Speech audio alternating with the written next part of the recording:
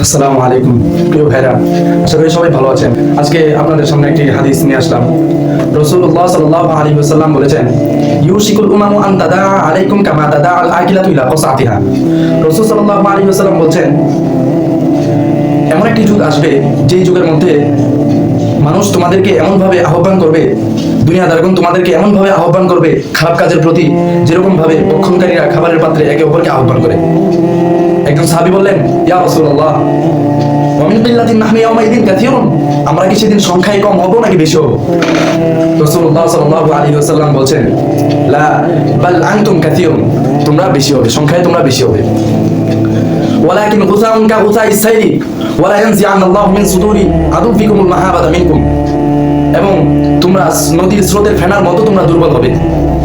ওয়ালা ইয়াকদিফান্নাল্লাহু ফি কুলুবিকুমুল ওয়াহনা, আল্লাহ তাআলা শত্রুদের অন্তর থেকে তোমাদের ভয়ভীতিকে উঠিয়ে নেবেন, কেড়ে নেবেন।